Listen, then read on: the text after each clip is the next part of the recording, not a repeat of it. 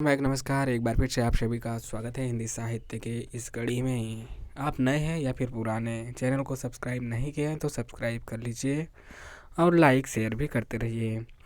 हम लोग पढ़ रहे हैं राम वृक्ष बेनीपुरी के द्वारा लिखित माटी की मूर्तें, और इस कड़ी में हम आज देखेंगे जो जीवन चरित्र है वह भाऊजी। इससे पहले आप नहीं देखें तो प्लेलिस्ट बना हुआ है हिंदी साहित्य नेट जेआरएफ के सिलेबस के यूनिट 10 में है, तो इसी नाम से है यूनिट 10 आत्मकथाएं एवं अन्य गद्य विधाएं, जीवनी आत्मकथाएं एवं अन्य गद्य विधाएं। तो उसमें आपको लाइन से मिल जाएगा। ठीक है। भाऊजी आज का शीर्षक है भाऊजी। क्या होता है भाऊजी? कौन होती है भाऊजी? क्यों होती है भाऊजी? भाऊजी मतलब आपके जो भी भैया हैं, उनकी पत्नी, उनकी वाइफ, उनकी मेहरारू को भाऊजी कहा जाता है। ठीक, समझ गए?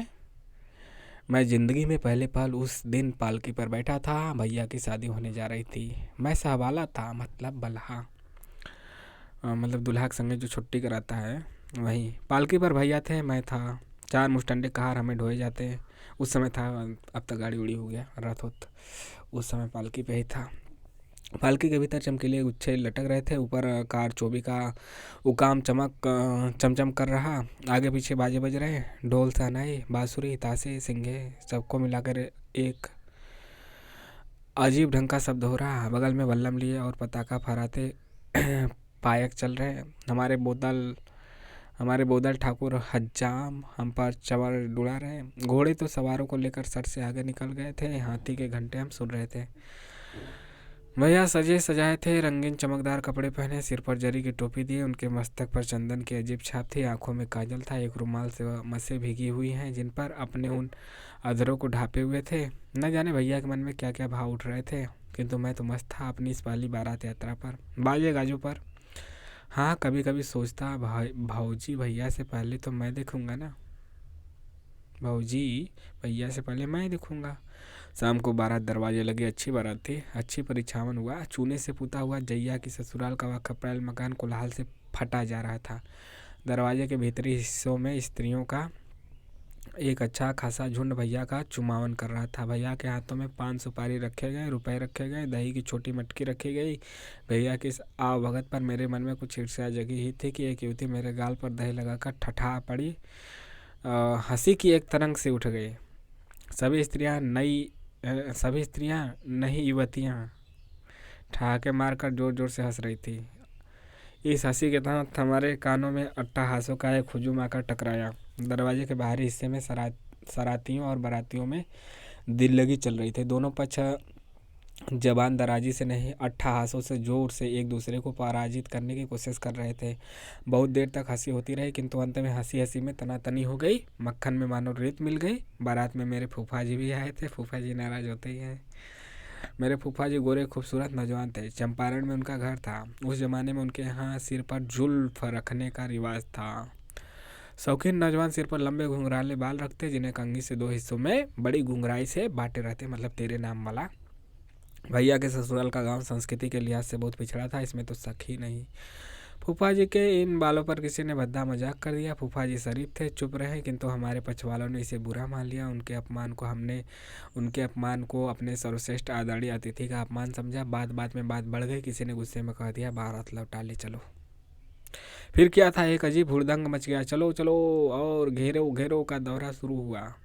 घोड़े वाले तो घोड़े दौड़ा कर निकल गए। हाथी के लोगों ने लठ से घेर लिया। बाराती मतलब बाराती घराती इस तरह से मिल गए कि समझ में नहीं आता था कौन क्या है। अपनी हमारी पालकी एक अजीब ढंग से चक्कर काट रही थी। कभी एक पक्ष उसे 10 गज आगे घसीट ले जाता, तो कभी दूसरा पक्ष 10 गज पीछे।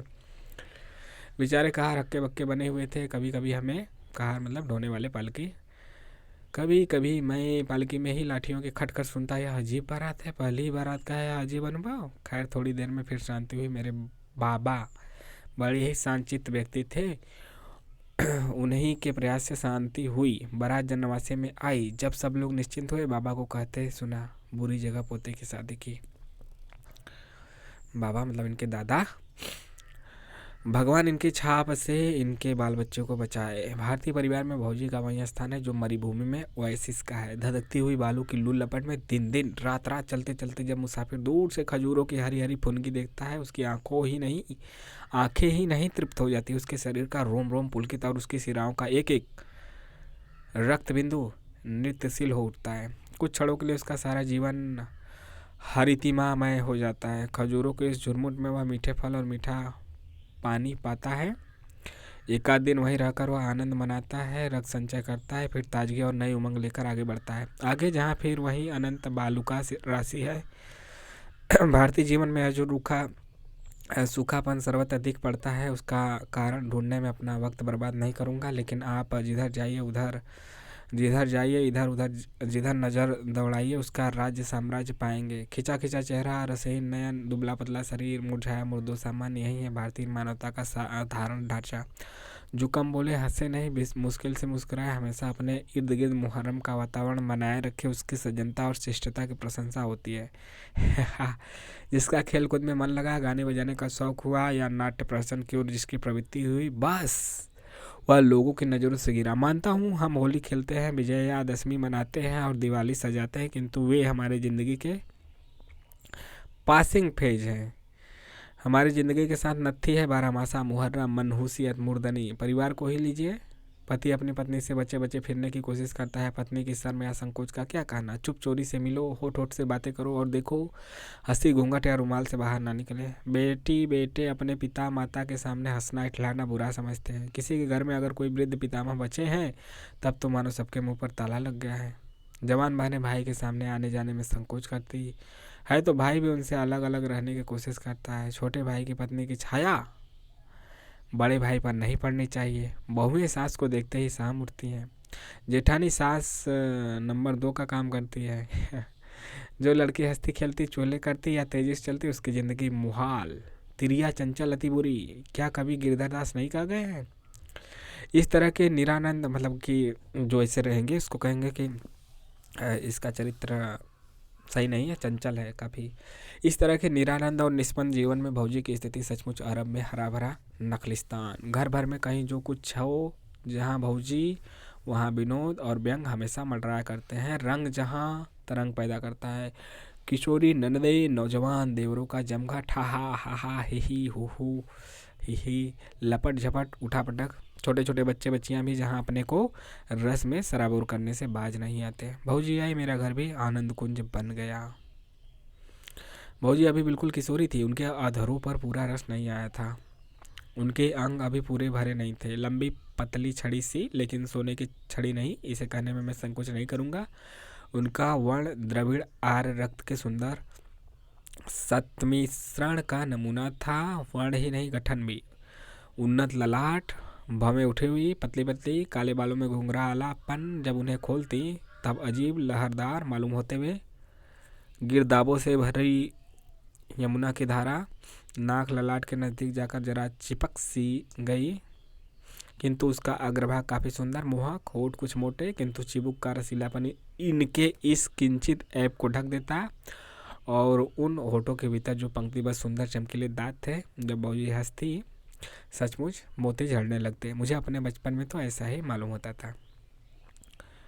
तो यह रहा भौजी का मतलब क्या कहते हैं शारीरिक चित्रण।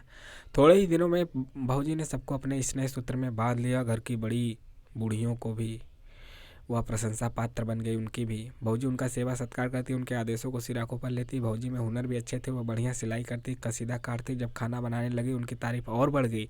अच्छा खाना ही नहीं बनाती, बहुत बढ़िया ढंग से परोसती। परोसने का भी एक कला होता है, यह भौजी ने सिद्ध कर दिया। भौजी की तारीफें होती, भैया की माँ मेरी चाची फूली नहीं समाती। भैया की माँ यानी कि मेरी चाची फूली नहीं समाती। ऐसे सुंदर सुघड़ पतोह पाकर भला कौन सास अपने को कृतकृत्य नहीं समझेगी। भौजी का घर हम देवरों का केली भवन था। ज्यों ही गांव की पाठशाला से छुट्टी मिली, हम दौड़े दौड़े भौजी के घर घुसे।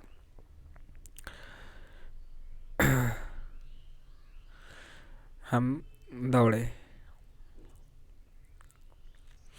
भौजी हंसकर हमारा स्वागत करती, जलपान कराती, सुपारी लौंग देती, जिनमें मुनक्के भी मिले होते। भौजी से गप्पे लड़ती, खेल होते, दिल लगी होती, गालियाँ होती, हाथापाई और धमा चौकड़ी भी। भौजी अभी किशोरी ही थी। हम कई देवर मिलकर उन्हें पराजित भी कर देते। कभी कभी हम मौज में आते तो उस छोटे से घर में ही आंख बिचौनी भी खेल लेते। गृहस्थ का घर था, लंबा चौड़ा, अगल बगल जगह जगह अन्न रखने की मिट्टी की कोठियाँ भी पड़ी थी। एक कोने में एक बड़ा सा काठ का संदूक था। हम उन्हीं के आड़ में छिपते छिपाते। एक दिन मुझे एक नई बात सूझी। मैं एक कोठी पर चढ़कर घर की मोटी धरन पर जा छिपा। भौजी घर के कोने कोने में खोजकर हार गई। कोठियों की ओट में, संदूक के पीछे और नीचे मैं नहीं मिला तो उन्होंने कोठियों के पेट में भी झांकना शुरू किया। इसी समय मैं धरन पर अट्ठास कर उठा। वो चौकी चकित हुई। तब तक मैं कोठी पर होते उनकी गर्दन पर था। वह मुझे लिए दिए खाट पर आ रही। हंसते हंसते हम दोनों के पेट में गुदगुदी लग गई थी। उस साल जो पहली होली आई उसके बाद मत पूछिए। बसंत पंचमी से होलिका दहन तक 1 महीना 10 दिनों तक हम रंग में सराबोर थे। 1 महीना 10 दिन, 40 दिन कहीं से खेलते कूदते हैं। या तो भौजी ने ही हमारे गालों में हुदक्का दे दिया या हमने ही उनके गालों पर अबीर मल दी।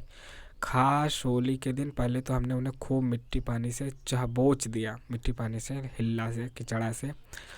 दोपहर के बाद तो बिल्कुल रंग में ही जैसे डुबो दिया। गांव भर के नंदे और देवर आए थे। सबने अपने मन के अरमान निकाले। सबकी खातिर बात भौजी ने उसी प्रेम भाव से की। सबकी जबान पर भौजी की तारीफ थी। लोग यह भूल ही गए कि भौजी उस गांव से आई है जिसकी निंदा करते ही सभी बाराती लौटे थे। इसके 10 बरस बाद की बात है। मैं अब शहर में पढ़ता हूँ। कभी कभी ही घर पर जाना होता है। घर भी वह पुराना घर नहीं रह गया। समूचा सिराज बिखर चुका है। एक ही घर में कई चूल्हे जल रहे हैं, मतलब अलग अलगौजी हो गया है। गांव में भी आपस में बाँट बखरा हो चुका है। चाचा और भैया भी जुदा हो चुके हैं। चाचा और भैया भी। भौजी भी हमसे अलग है। उनकी सास यानी मेरी चाची मर चुकी है।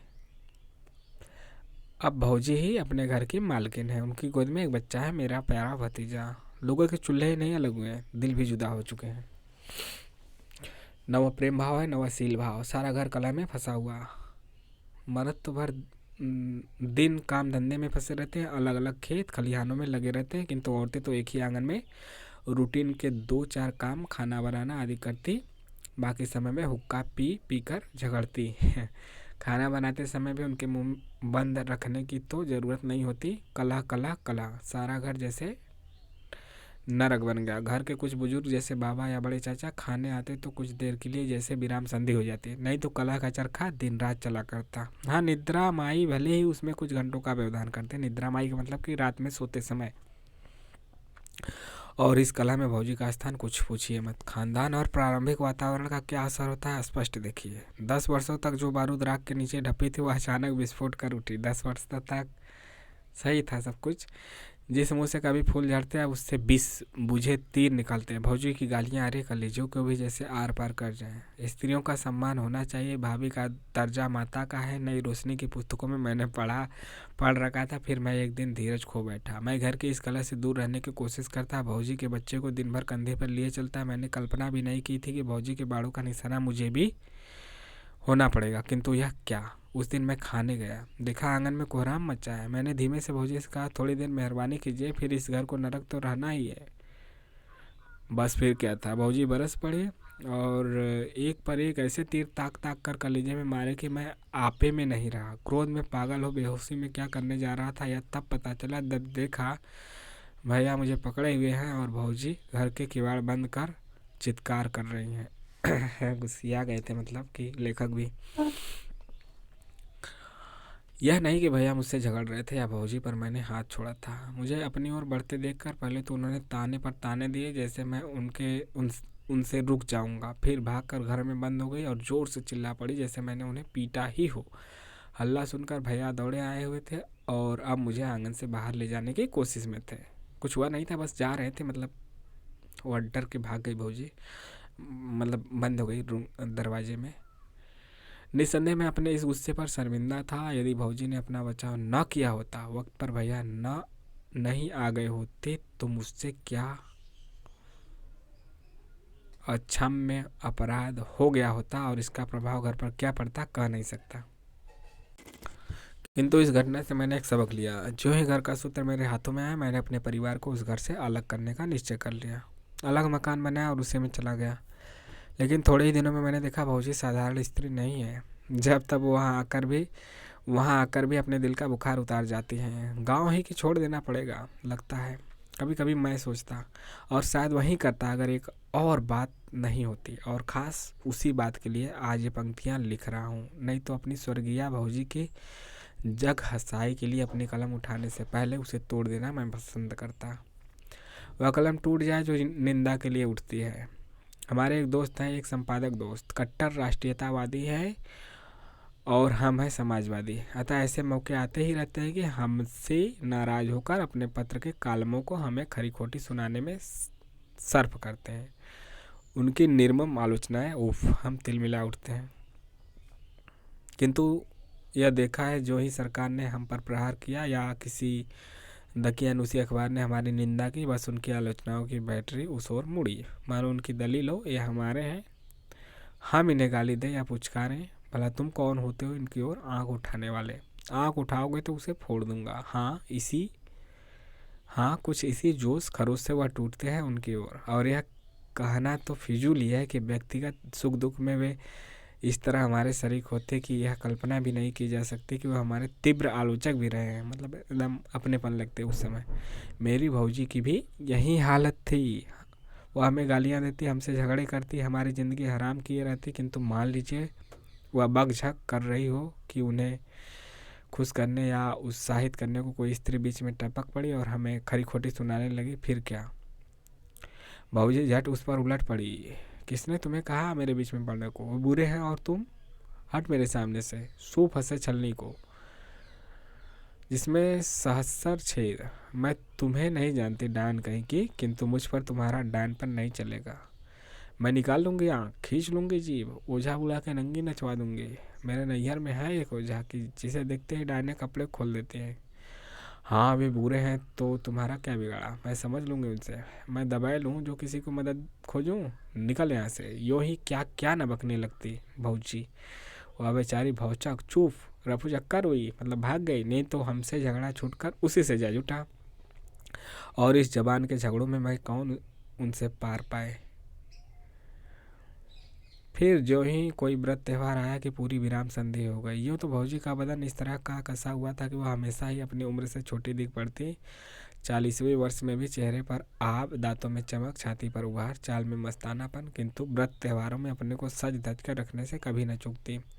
होली में तो जैसे पागल होती, अपने अध वयस चिंता से जर्जर देवरों को खोज खोज के बुलाती, हाथापाई करती, कीचड़ में उन्हें नहलाती और स्नान आदि के बाद उन पर अबीर व अबरख डालती। ऐसी एक भी होली की मुझे याद नहीं जब भौजी के हाथ से मिट्टी पानी, अबीर अबरख पाने और मालपुए गुलगुले खाने का मौका नहीं मिला हो।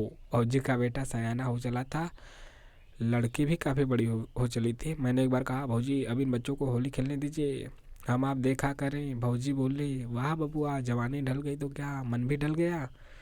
बच्चे अपनी होली खेले, हम अपनी खेलते हैं। उनके अपने दिल हैं, हमारे अपने दिल। सही बात है। भौजी का रुआं रुआं हंस रहा था। और बच्चों ने उनका कितना स्नेह रखता था, और बच्चों से उनका कितना स्नेह रहता था। इन झगड़ों झमेलों के बीच भी मेरे घर आती और मेरे बच्चों को उबटन और तेल लगा जाती, काजल लगा जाती, उन्हें गोद में लेकर खिलाती, हंसाती। एक बार देखा, मेरे बच्चों को गोद मिली, उसकी माँ से झगड़ रही है और जो ही बच्चा रो उठता है झट अपना स्तन उसके मुँह में रख देती है। एक दिन इसी तरह का उनका कलह मेरी रानी से चल रहा था, यानी कि लेखक की पत्नी, कि मेरे बड़े बच्चे ने रोने की आवाज़ आई। झगड़ा छोड़ यह कहती हुई दौड़ी, किसने मेरे बच्चों को मारा? बात से झपटती उसी ओर गई और मैंने देखा बच्चे को लिए दौड़े आ रही। बच्चा जोर जोर से रो रहा है। उससे बीढ़नी मतलब वही मधुमक्खी वाला डंक मारा था। बच्चे को मेरी रानी की गोद में रख दौड़ी दौड़ी गई। केरोसिन तेल यानी मिट्टी का तेल लाई, गेंदे की पत्तियाँ ले आई, मतलब गेंदा मैरीगोल्ड का पत्ती, और जहाँ डंक था वहाँ लगा दिया मल के उसी को, केरोसिन और गेंदे की पत्ती। यही देहाती दवा थी, देसी। बच्चा थर-थर काँप रहा था। डंक ज़्यादा जहरीला था, उसे बुखार होया। जब तक बुखार रहा भौजी अपना और मेरा घर आंगन एक किए रही, मतलब आती जाती रही हमेशा। 1 जून तो उनके घर में चूल्हा तक नहीं जल सका। भैया हंसते हुए आए और मेरी रानी की ओर लक्ष्य कर कहा, झगड़ा हो तो ऐसा, मेरा खाना बंद हो गया, भैया का भोजन मेरे ही घर पर हुआ। गई नहीं बनाने, मतलब यहीं पे हुआ, वह भी यहीं आकर खाएं। तभी तो आज भौजी नहीं है मेरी रानी अपने को उनके दोनों बच्चों की धर्म की माँ समझती है। और उन दोनों की शादियों में उसने क्या क्या न किया। भौजी थी तो कला थी, उनकी स्मृति ने उस कला को स्नेह में बदल दिया। मैं जब जब उस संपादक दोस्त के निकट जाता हूँ इच्छा होती है उसके चरण छू लूँ। उम्र में मुझसे बुजुर्ग भी हैं, और जब जब भौजी की याद आती दोनों हाथ मिलकर मेरे सिर से जा लगते हैं। दोनों हाथ लग मिलकर मेरे सिर से जा लगते हैं। प्रणाम भौजी। प्रणाम करने के लिए मतलब थी कैसी भी, लेकिन यह उसके अंदर गुण था और होता भी है। तो यह भौजी की कहानी आपको कैसे लगी, और क्या आपके घर में भी ऐसी भौजी हैं? क्या आपकी भी भौजी ऐसी हैं, या आप खुद ऐसी भौजी हैं? तो जो ऐसे है वह कमेंट करके बताएं कि हम हैं, हमारी भौजी है, या हमारे पड़ोस में है, हमारे घर है। तो मतलब एग्जैक्ट ना हो तो मिलता जुलता हो, लगभग वैसी हो, तो कमेंट कीजिएगा। मिलते हैं नेक्स्ट वीडियो में। चैनल को सब्सक्राइब भी कीजिए, लाइक शेयर भी करते रहिए। जय हिंद, जय भारत।